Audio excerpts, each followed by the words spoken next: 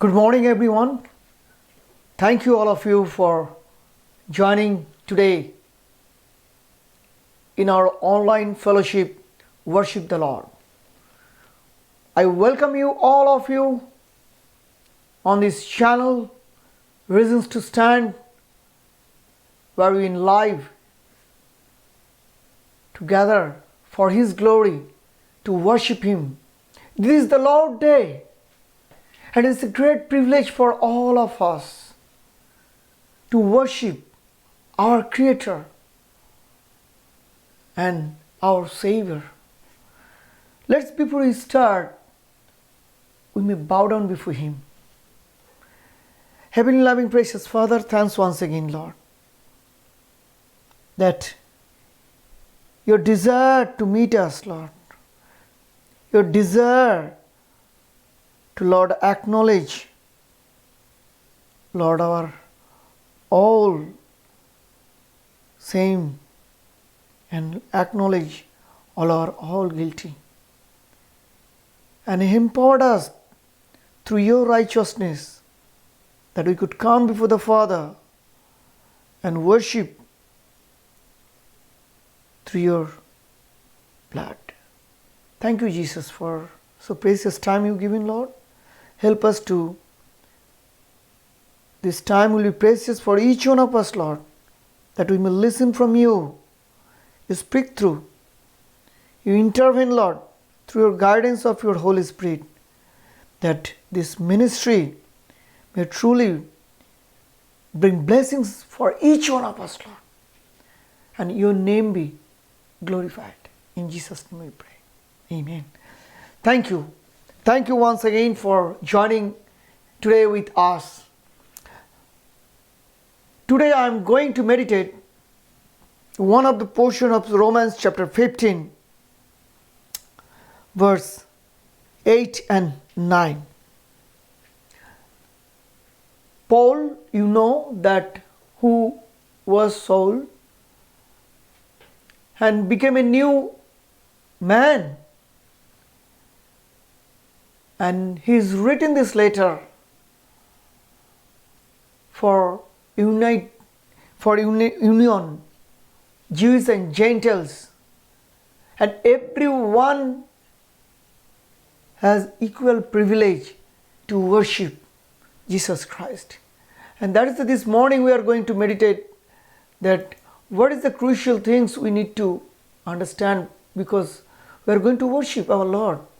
And this is most important. It is not important that how could we see God, but how He look at us, change us, and make a meaningful life. And that's give us the strength this morning to worship Him. I am going to meditate this portion you can see on the screen. Romans chapter 15 verse 8 and 9. Paul is just mentioning here, for I say that Christ has become a servant to the circumcision in behalf of the truth of God, to confirm the promises given to the fathers, and for the Gentiles to glorify God for His mercy, as it is written, therefore I will give praise to you among the Gentiles, and I will sing praises to your name. And this is the quotation is taken from Psalms chapter 18 verse 49, where David has recited this one. Lord may bless this time.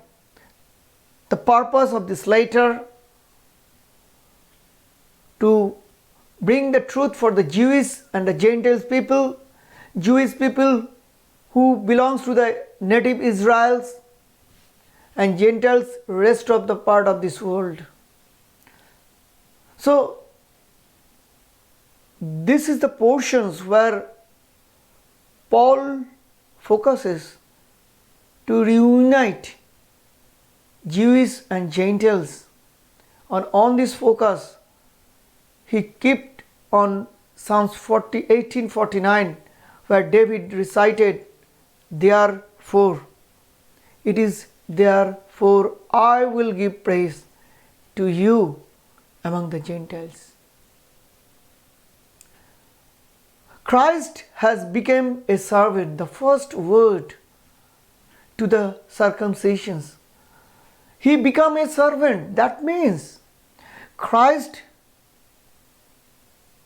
was not a servant. When someone's to become something, that means his state, the way of his life, identity is something changing. So that means when Christ has become our servant, that means he was not a servant. He coming that positions for some reasons. And the Christ then who he is. And now this morning, today we have a question, why Jesus Christ become a servant? The answer given, because he came. If you read Matthew chapter 5 verse 17, he told, I came to fulfill the law, not to destroy the law. And it is written here, he came to serve as a servant to the circumcisions. As we know, in the Bible, Old Testament on Genesis chapter 15 onwards, when God made a covenant with Abraham, he told that through Abraham he bring a big nations. And Abraham was so old, it is not worthy physically that he could bear that state of physical state that could bear so many children. But it was God's promise to him, and not for him, for his all the generations, Abraham, Isaac, Jacob, for everyone's. And here we can see Jesus became a servant because he was not a servant. Who is then? Jesus Christ is the creator. If we read Colossians chapter 1 verse 16, that he is the image of invisible God. He is the creator. If you read John chapter 1, in the beginning was God. Word, even in the beginning it was Word. And Word was with God. 1:14 John, Word became flesh and dwelt among us. Jesus Christ, he left his kingship in heaven. When came in this earth, he took a form of servant. If you read Philippians chapter 2 verse 5 to 8, even he was a king, but he took a form of like a servant, because there must be reason. And the servant nature, I'll read for you why, what is the meaningful to become a servant. Because servant nature, even a king becomes servant, first thing is reminding, if Philippians chapter 2 verse 7, 8 you read, that he became humble. That means when a king becoming a servant, the state, the positions is changing. The status of his identity is changing. That he must be humble. And what is the nature of the servant? That servant means that he will obey his master. He will listen his master. His will be submitted to the master. He will surrender his own authority to master. And he will bring everywhere the honor to master. He will carry the voice of the master. And he will be ready always to serve the master. And this is the servanthood. And Jesus Christ He was a king in heaven, but he came in this earth and took a form of servant.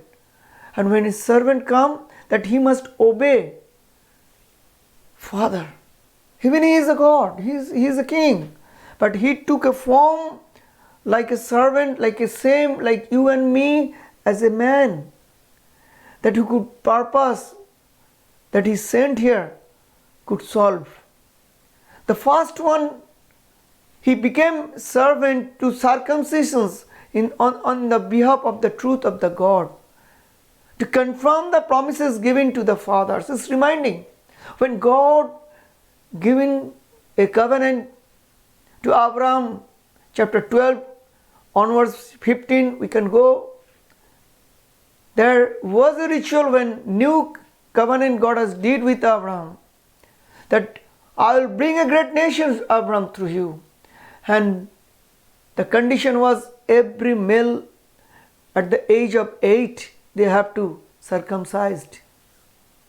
And it is clear if we read Genesis chapter 15, that whoever not circumcised, uncircumcised, will be cut off with the relationship with the God. Will not consider in inheritance of the God. So God promised.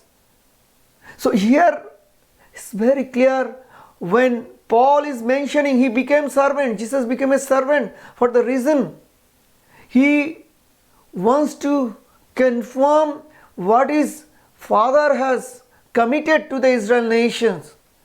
His truthfulness and his faithfulness may continue, that Jesus may fulfill. We know that Moses given 10 commandments to obey the law, to become righteous. The 10 laws became later 613 laws. How could a man perform? Until they perform each and individual laws, they cannot be called righteous. No one can perform. It's very difficult. Even Bible is very clear. Even one law miss to perform, it would be still remain guilty for that person. And Jesus became a servant in this world. Matthew chapter 5 verse 17, to fulfill the law. The first one is for the Jewish people through Abraham and Moses. What is the Lord given covenant and the laws? That every Jewish people must obey and perform these laws, and then can stand before God as righteous. But God went told Abraham that he will fulfill this promise in his life. If we read Romans chapter 4, that Abraham trusted, believed on that promise, and this was counted for him as righteous. So it is not by performance any obey law that could come everyone holy or may become righteous. When Jesus became servant, the first he want to confirm that what God promised through Abraham, through Moses, and all the generation of Israel, that may continue fulfill that inheritance for the salvations, the purpose, and it is through faith alone. It is not faith and performance. And second portion, here mentioning verse 9, and for the Gentiles. Who are Gentiles? Except the Jewish people in Israel. All over the world, all people who are not included in Jewish group, they are called Gentiles. That they will glorify God for His mercy. And then the quotation coming for the Paul here. Therefore, the reason David was telling, I will praise you, mean worship you, God, among all Gentiles, all the peoples, that beyond the Jewish people they can know that, Lord, what you did for me. And then I will praise you and worship you. We see this is the most important in our life when we know the Jesus Christ. The 10 commandments is given, and that 10 commandment Jesus told that when the Jewish people doubt he is changing the rule or breaking the rule, Jesus told, no. I came to fulfilling the rule for the Jewish people. What is the 10 commandment? If we know that Exodus chapter 20 verse 1 and 2, first God told, I brought you from the land of Egypt, house of bondage. For Israel nation it is telling. Now the commandment of first, verse 3, you shall have no other gods before me. If we look this first commandment, it is clear that He is the only God who created each one of us and everything in this earth. There is no one else at all. And what Jesus told, these 10 commandments has brought 2 commandments for Jesus. First one, love your God with your heart and with your soul, with your mind. And second one, love your neighbor as love you yourself. Simple to command. The first command was, love your God. And when the first command here given, the Exodus, what is the command? You shall don't have any other God before me. It could be possible when? When we know we love only one God. We know very much and we can surrender our everything to Him and trust Him and love Him. And that could be possible only one God is there. Our focus will be on Him. And Jesus, this is the way He fulfilling this law. And it is the believer of Jewish people who trust on the law. And Jesus confirming that He did not want to break the law. But Jeremiah 31 verse 34, 31 verse 33 and 34 reminding for us that, for this is the covenant that I will make with the house of Israel. After those days, declares the Lord, I will put my law within them and I will write it on their hearts.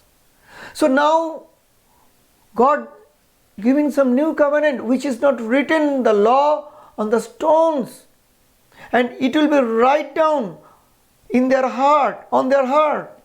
And Lord is telling again, I will be their God and they shall be my people, and no longer shall each one teach his neighbor and each his brother, saying, know the Lord, for they shall all know me, from the least of them to the greatest, declares the Lord, for I will forgive their iniquity and I will remember their sin no more.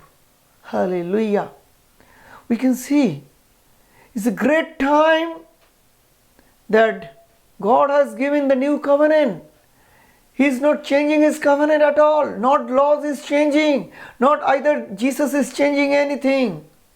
For the Jewish people, Jesus came absolutely truth. He was the Messiah. When in Matthew chapter 11, we can see that John Baptist had a doubt. Sent his disciple whether Jesus, He is the Christ, the Messiah, or anyone else we need to wait. And Jesus confirmed that He is the one. The whole nation was waiting. And Jesus took the form of the servant because He wanted to serve, to obey, to fulfill, to honor. to give every authority to the Father to fulfill the law. And that's why when we worshiping this morning, we must took that servanthood, the form of that servanthood of Christ we need in our life before we worship Him. And even He is King, He took a form of servant to serve whom?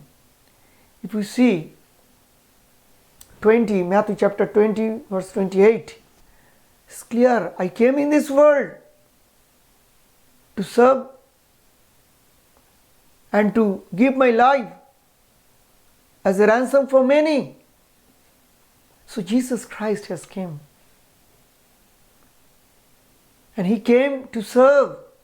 And that is the nature of a servant, that unconditionally, unquestioning, he will silence and serve.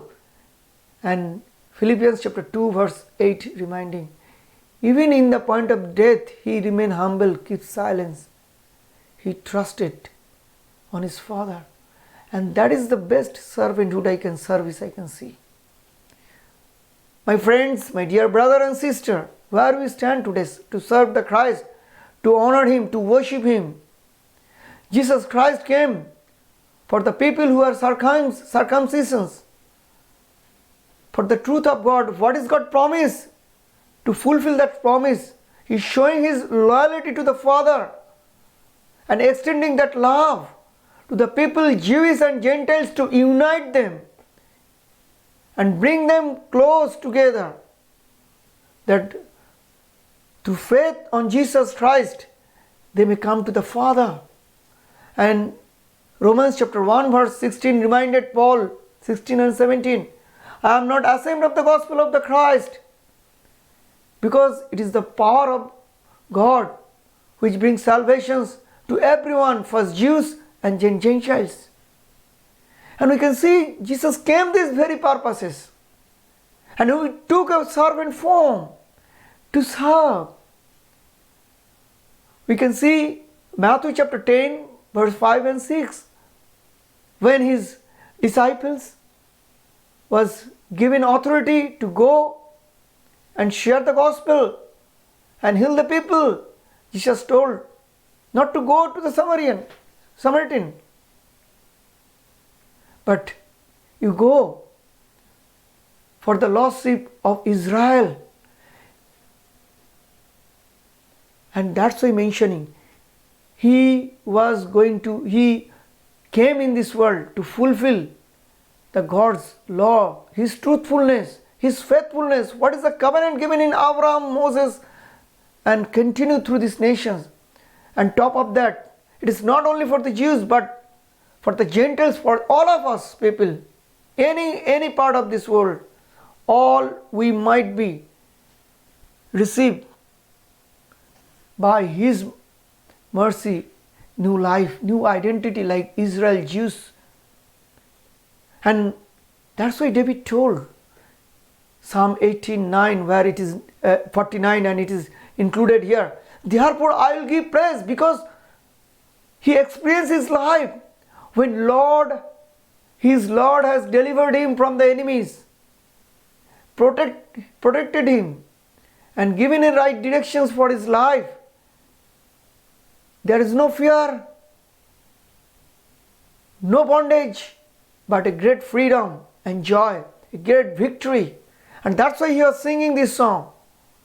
When we come to this morning, we know Jesus Christ, who is not a servant, but He took a form of servant to serve, to fulfill the law. If we read that Romans chapter 10 verse 4, it's reminding, for the Christ is the end of the law for righteousness to everyone who believes. It is very clear, my dear brother and sister. Whoever we believe that Jesus died for our sins and He is fulfilled the every law on the cross when He stand. He became our curse. 2 Corinthians 5:21. He did no sin, but He became sin for us. And He completed the law. He obeyed all the commandments in Exodus.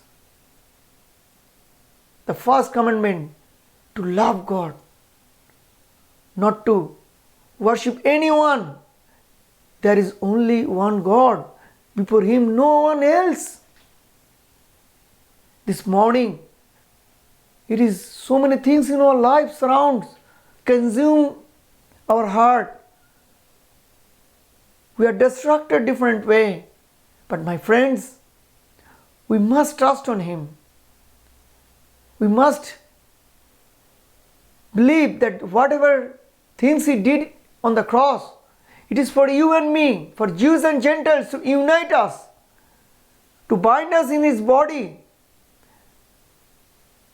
And through performing on the cross, that is extending the forgiveness and mercy, that we may receive a new life, we may justified. And it is reminding Hebrews chapter 9 verse 15 and 17. And for this reason, Jesus, He is the mediator of the new covenant, by means of death for the redemption of the transgressions under the first covenant, that those who are called may receive the promise of the eternal inheritance. Jesus, who took these initiations, took this form of the servant, and complete on behalf of Jewish people to fulfill the law, and on behalf of the Gentiles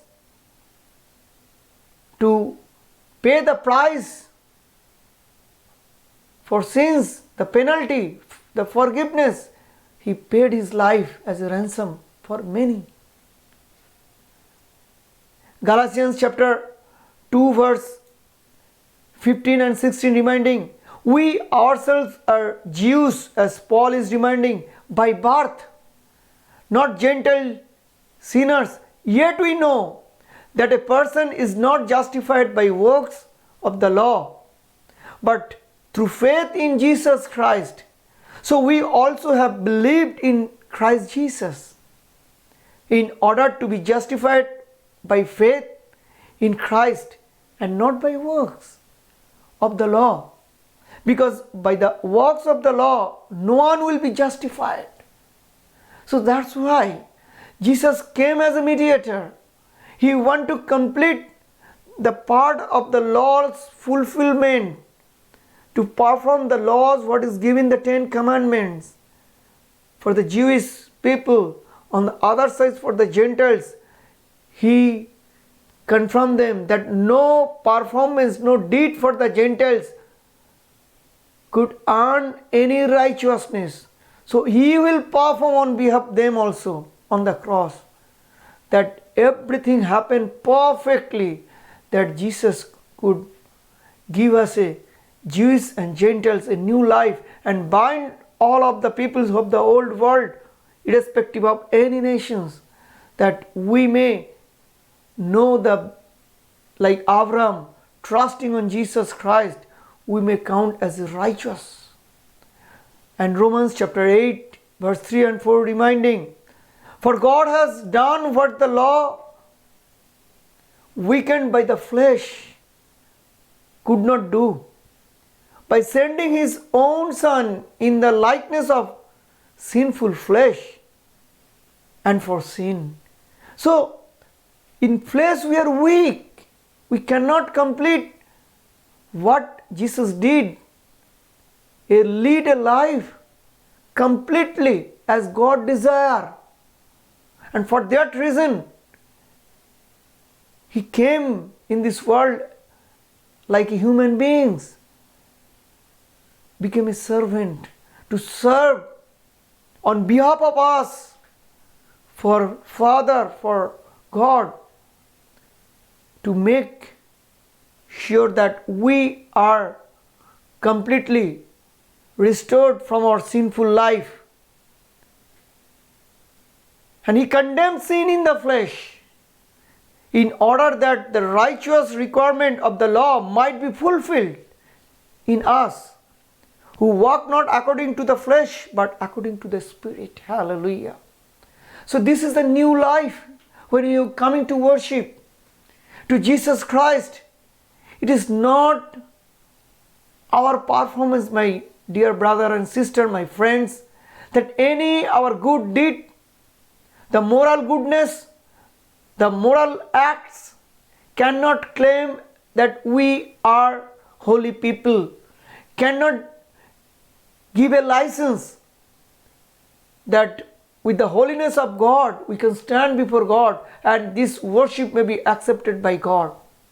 So only happen when we trust on Jesus, because He performed 10 more than laws over there perfectly, and He also did that, perform that works that as a Gentiles we need to perform ritually.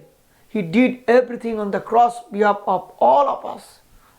And that's why Jesus has condemned sin in the flesh, and law might not fulfill us in order to righteous law. It's reminding Philippians 3:10, and be found in Him, not having a righteous of my own that comes from the law. But Paul is reminding that which comes through faith in Jesus Christ, the righteousness from God that depends on faith. My friends, we want to be holy. We want to be good person. But how could be possible? Any human beings cannot become fully holy like God with doing good work, with meditations, with rituals. Nothing can please God. And that's why Jesus came and He became a servant to serve the God on behalf of all of us, to make sure what is for the Israel nation has God promised that may fulfilled.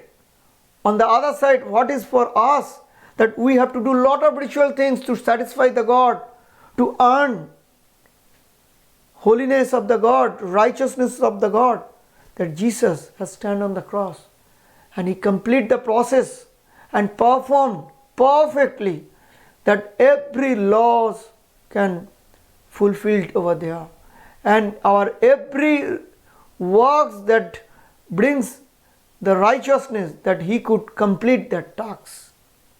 And this day, I think that is the best one we can know, and we can know what God did for us, what a great love He has for us, that He never want to destroy the law either, or destroy the people who did not know Him.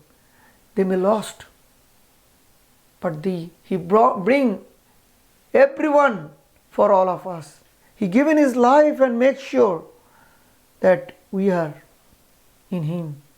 That's Matthew chapter 26-28 reminding, when He given on that night bread and wine as a covenant, He told, this is my blood of covenant, and which is a promise until He come again. We must continue. And we are the people, no one has been ever justified by keeping God's law. No one. That's why Christ came to serve and fulfill the law. For you and me, that today when we come to the worship, we may have His righteousness. We may become servant of Him, as He became servant for us to complete everything, that we may have a salvation through Him. We may have a new life through Him. We may have a new hope through Him. We may have a new way to eternal life through Him.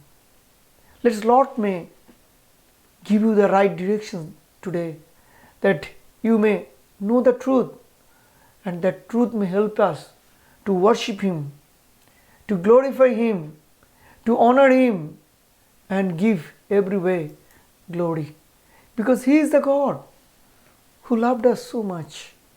He acted on the cross to fulfill the promise that is given by God for the Israel nation, and also perform that righteousness that we need to as the Gentiles to do it.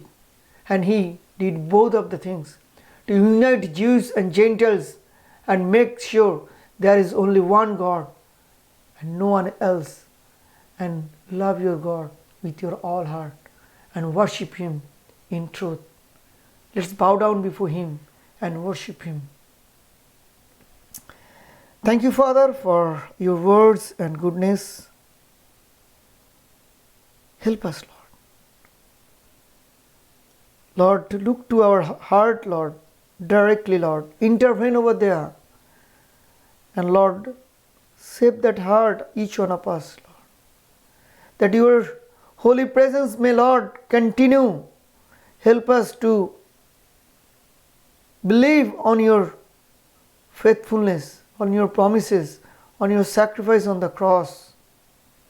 What you did for Jewish nations for fulfill their laws, for Gentiles to, Lord, perform on their behalf every righteousness, that they become righteous and included in the global promises of God. Thank you, Lord. We get a great opportunity this morning to worship you, to bring honor to you, as Jesus stand on the cross, took a servant form, remained humble. Even He is a king, but Lord, He became obedient unto the point of death. So help us this morning when we come to worship, we may become true servant like Jesus Christ. We may truly serve you according to your will. We may submit, surrender our authority to your hand. We may seek your purposes, that what you fulfilled through Jesus Christ, that through Him, that we may also benefit it. We praise Thee and honor Thee, Lord. We worship today that who You are, that we may know what we became today because of Your righteousness. We trust Thee, we honor Thee. In Jesus Christ we pray. Amen. Thank you, my dear friend, and it's a great privilege. And if you have any questions, please send me.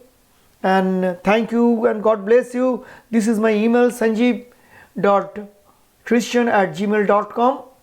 Please write down if you need anything else, feedback.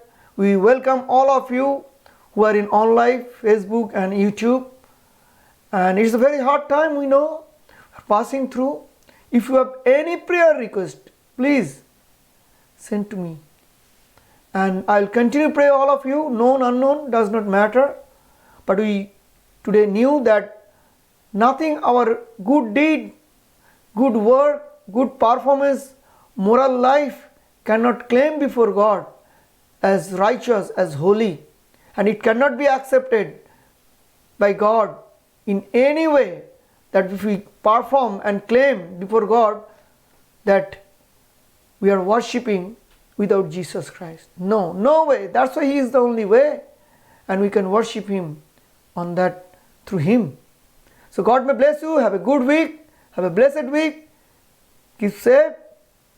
And the surroundings, you have to wear the masks, and continue pray and trust on Jesus Christ. He will carry you throughout the week and bless you. Thank you very much. God bless you and take care of all of you. Thank you.